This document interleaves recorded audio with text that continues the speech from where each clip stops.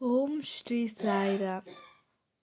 ಓಂ ನಾರಾಯಣಾಯ ವಿದ್ಮಹೆ ವಾಸುದೇವಾಯ ಧೀಮಹಿ. ಸದ್ಗುರು ಸಚ್ಚಿದಾನಂದ ಸಾಯಿನಾಥ್ ಮಹಾರಾಜ್ ಕಿ ಜೈ.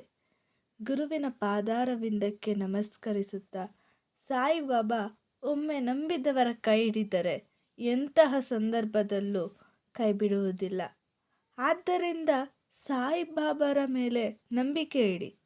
ಆಗ ಖಂಡಿತ ಸಾಯಿಬಾಬಾ ನಿಮಗೆ ಮಾರ್ಗ ತೋರಿಸಿ ನಿಮ್ಮ ಹಿಂದೆ ನಿಂತು ನಿಮಗೆ ಯಾವುದೇ ಅಪಾಯ ಬರದಂತೆ ಕಾಯುತ್ತಾರೆ. ಇದಕ್ಕೆ ಸಾಕ್ಷಿಯಾಗಿ ಒಂದು ನೈಜ ಪವಾಡವೇ ಇದೆ.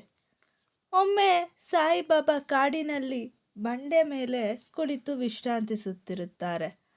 ಆ ಸಮಯಕ್ಕೆ ಅಲ್ಲಿಗೆ ಒಬ್ಬ ವ್ಯಕ್ತಿ ತನ್ನ ಕಳೆದೋದ ಕುದುರೆಗಳನ್ನು ಹುಡುಕುತ್ತಾ ಬರುತ್ತಾನೆ.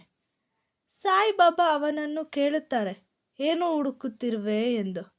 ಆಗ ಆ ವ್ಯಕ್ತಿ ಹೇಳುತ್ತಾನೆ, ನನ್ನ 2 ಕುದುರೆಗಳು ಕಳೆದೋಗಿದೆ. ಎಲ್ಲೂ ಹುಡುಕಿದರೂ ಸಿಕ್ಕುತ್ತಿಲ್ಲ. ನಾನು ಹುಡುಕಿರುವ ಜಾಗವೇ ಇಲ್ಲ. ನಾನು ಎಷ್ಟು ಪ್ರಯತ್ನ ಮಾಡಿದರೂ ನನ್ನ ಕುದುರೆಗಳು ನನಗೆ ಸಿಗುತ್ತಿಲ್ಲ ಎಂದು ಅವನು ಅವನ ಕಷ್ಟವನ್ನು ಹೇಳುತ್ತಾನೆ. ಸಾಯಿಬಾಬಾ, ನೀನು ಹೋಗಿ ಅಲ್ಲಿ ಕೊಳದ ಹತ್ತಿರ ಹೋಗು, ನಿನ್ಗೆ ಅಲ್ಲಿ ಕುದುರೆ ಸಿಗ್ತವೆ, ಖಂಡಿತವಾಗೂ ನಿನ್ನ ಕುದುರೆ ಸಿಗ್ತವೆ ನಿನಗೆ ಅಂತ ಹೇಳ್ತಾರೆ. ಅವನು ನಂಬಲ್ಲ. ನಾನು ಎಷ್ಟು ವರ್ಷದಿಂದ ಹುಡುಕ್ತಿದ್ದೀನಿ, ಎಷ್ಟು ಜಾಗದಾಗ ಹುಡುಕಿದ್ದೀನಿ ಅಂತ ನಿಮಗೆ ಗೊತ್ತಾ?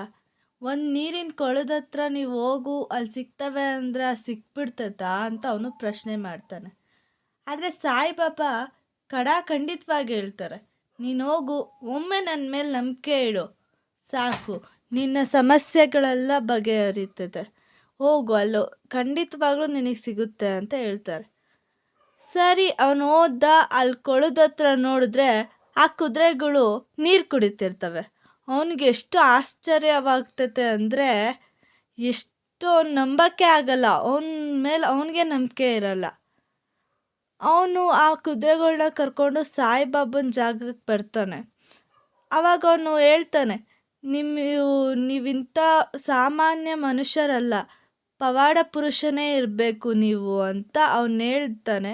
ಹಾಗೆ ಅವನು ಅವ್ರ ಮನೆಗೆ ಆಹ್ವಾನ ಪತ್ರಿಕೆನೂ ಕೊಡ್ತಾನೆ. ಆ ಸಮಯದಲ್ಲೇ ಸಾಯಿಬಾಬಾ ಶಿರಡಿಗೆ ಬಂದ್ಬಿಟ್ಟು ಶಿರಡಿಯಲ್ಲೇ ನೆಲೆಸೋದು.